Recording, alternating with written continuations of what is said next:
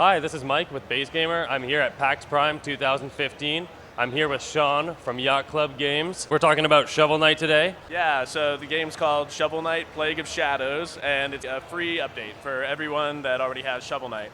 So it's an entirely new campaign featuring Plague Knight, who is a boss from the original game.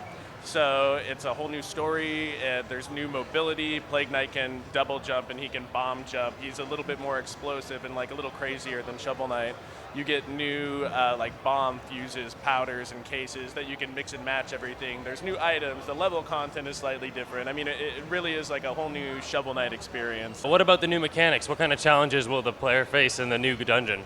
Well, there is some new level content in addition to the regular remix level content, and we really try to take advantage of Plague Knight's unique abilities as much as we can. So Plague Knight, because he can jump around so much, he can get much higher than Shovel Knight could. Right. Plague Knight can explode out of a pit and save himself, and so we have big giant gaps. We have whole new relic challenges. In the original Shovel Knight, you had challenges that you had to use a specific item to get through.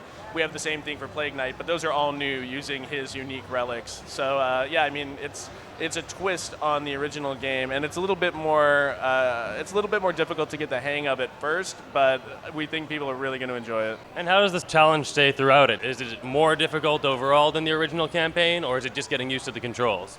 Well, I would say Shovel Knight, the original, had a mobility set that felt like home, right? Like you were immediately familiar with it. Plague Knight is a little bit weird, right? So you'll explode and maybe you'll be exploding into pits or you'll be going in all different directions in the beginning.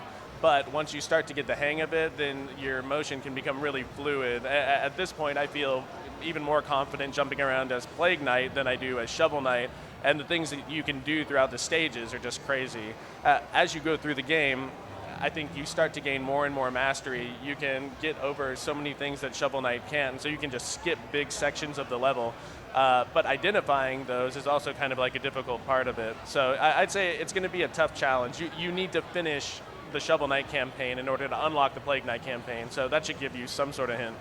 So he has a lot more potential, and does that actually show through in the stages? Are they a lot bigger? How do they differ from the original set? Okay, well, first off, Plague Knight has a whole new set of coins that are placed throughout the stages called Cipher Coins, and they're in places that Shovel Knight could never go. In addition to that, there are whole new rooms and there are new secrets. So you'll be going through the stage, and there will be almost like a nodule on the end of it, and so it'll be like 4 new rooms, and it'll loop you back to where you were before. But those 4 new rooms have like this crazy new content. Yeah, so like I said, the stages are about 80-85% the same, but because the gameplay is so different, it really just feels like very, very different. Awesome, awesome. And so this entire booth is dedicated just to this expansion. Do you plan on having any future expansions or anything after this? Yeah, well, Shovel Knight was originally a Kickstarter, so this is just the first of many expansions that we have planned.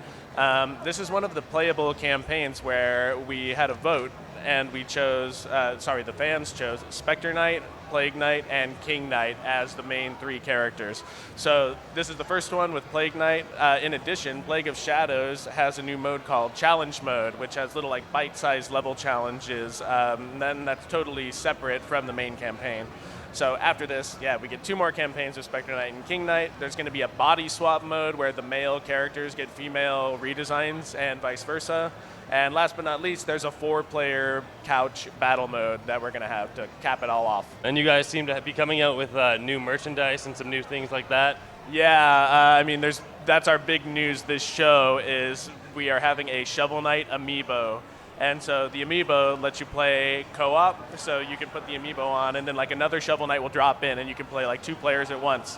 In addition to that, there are new challenge stages that are Amiibo exclusive, and there's special gear that you can only get with the Amiibo. So it's a lot of really cool content. We think people are just going to love it, and the statue just looks awesome. Awesome, that's really great. And so one last question for the fans. Is there anything you can tell me about the skill set of the 2 upcoming characters? If I knew what those were, then I'd be happy to tell you, but we're going to go back and start working on it pretty much as soon as we get back.